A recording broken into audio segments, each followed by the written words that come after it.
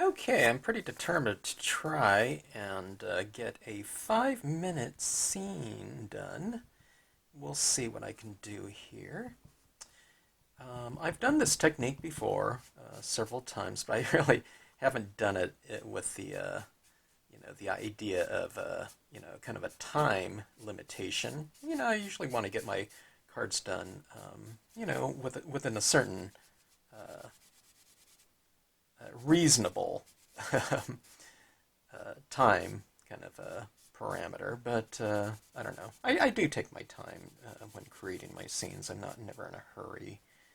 But that being said, there is something to be said for kind of expediency and, I don't know, kind of testing your limits as far as well, maybe not the limits, but testing the capabilities in terms of what can be done within certain parameters, and time is an interesting one to me because I just haven't really kind of tested that.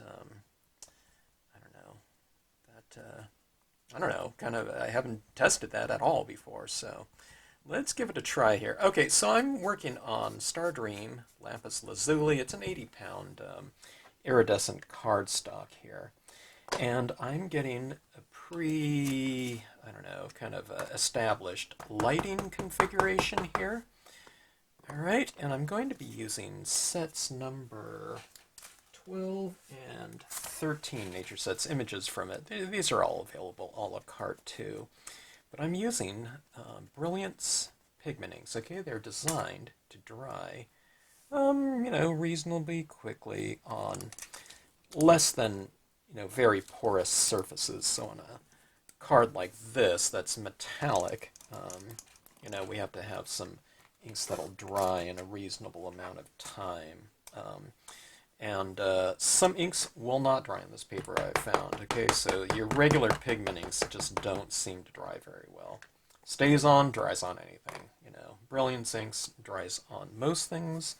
The rate at which they dry, and it just depends on the surface. Okay, this is the Seaside Cove. The last one was Hot Sun, but I turned it into Cool Moon, because we're stamping it on blue here. All right, so we have our light and reflected light up in the sky, right? And let's go for our Palm Island here. I just got ink all over my thumb. That's all right. We do get inky when creating our pieces, don't we? No reason to fear that type of thing. All right. Left side, right side. This is kind of more of a centralized image, but I just use it for the left and right in this case. You stamp it lower, looks a little bit closer to you, stamp it higher. By relation, it will seem farther away, okay? Because kind of Western perspective, it's all about kind of, the positioning of a given image in relation to what it represents, distance-wise. Okay, so that is that. Let's get, well, I don't know, I'm thinking about, I could stamp my sailboat in there, but I'm not sure if I'll do that or not. Okay, let's see here. I'm losing my time a little bit, but let's get a little foreground in there. It needs some foreground, doesn't it? These are the palm fronds left and right that I'll have coming in from the left and right hand side, just to frame the scene off a little bit, or a lot, like that. Means we have kind of repeating images near and far. Okay. In terms of palm fronds, there's the palm trees in the background. Now you have some fronds here in the foreground. And that creates some nice depth there. Okay. And we have our little seagulls like this. I'll blot them off once, so I'll get a little bit of a lighter impression of them back in there. And let's see, how's our time? Oh, let's go ahead and stamp this sailboat in here. Okay. Looks like we're going out for a night sail in a nice tropical location here. And, alright, that is 5 minutes right there. I'm going to go over a little bit just to get some additional texture in here in the way of some white paint pen, specular light that is brighter than white is what that represents there. Okay, so it gives us a little bit of shimmer on the water. You can do little lines too if you want to. And let's see, that is that. Let me see if I can get a little bit of extra tone in here just to kind of frame things off a little bit more, okay? So what I'll do is I'll apply this to the four corners like this. And what this does, careful not to smear your imagery, okay? Up here I don't have anything stamped in the corner, so I can kind of do a little bit of a wipe like that. What this does is it creates kind of a framing vignette, okay? And what it does is it brings the viewer's attention into the scene. It contains it, okay? And it just, I don't know, becomes kind of a visual little, well, I don't know, comfort or something like that. It's not claustrophobic or anything like that. It's just more like a stage making this piece here, kind of a world unto itself, okay? It's not missing anything kind of on the left or right side or something like that. It's just its own little world created in here. All right, let's take a look here. All right, so that is 6:41. So under 7 minutes. It's not 5 minutes there, but I don't know. I'm getting a little bit closer each time. Yeah, under 7 minutes. 6:45-ish, I would say. Let's take a look here. Let's see what we have in terms of our scene. We have our lighting, we have our light source, and reflected light, right? And that was pretty easy to do. You don't have to be, you know, super smooth in terms of your application of the white. Once you stamp over it with the imagery, it all kind of, you know, blends in pretty well. Let's see, we have our background, kind of mid-ground, you know, in terms of the Seaside Cove in general. The Seaside Cove goes from very close to very far, you know, the horizon line in the distance there. So you have your background, foreground, mid-ground. We have our focal points in terms of subject matter. The eyes will naturally go right to the boat. If we didn't have the sailboat in there, you know, the reflective kind of light on the surface there would be the star of the scene, which would be fine too. You can leave it kind of empty, or you can have little figures up here in the foreground and silhouette. That would be kind of nice. You have your textural changes. You know, you have your soft, you know, cotton ball applied light in there, and I think it's a soft light. But then you have your crisp little specular lights, your lights that are kind of glistening off the surface of the paper. So we have a pretty nice range of value going from light to dark. We have our distance going from near to far. You know, these two lead-ins right here are the closest thing.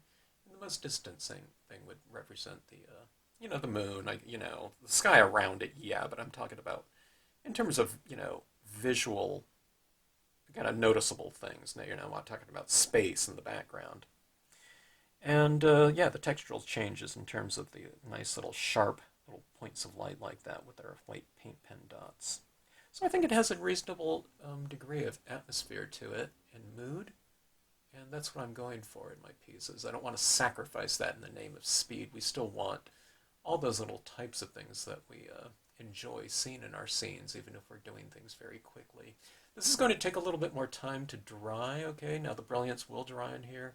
It'll dry a little bit more kind of lighter in terms of the contrast in here, so it will look a little bit different. The sailboat I stamped out a little bit lighter because he's in the light. I could have stamped it out darker, but just in general, these palm trees will probably be about, yeah, maybe a little bit darker than that sailboat right there, or in there, right there. Okay, so framing with the vignette around here. I put a little bit of shadows at the base of the palm trees so that they would create shadows, you know, from that light source back there. And that anchors those trees into the scene, giving it a little bit more stability too.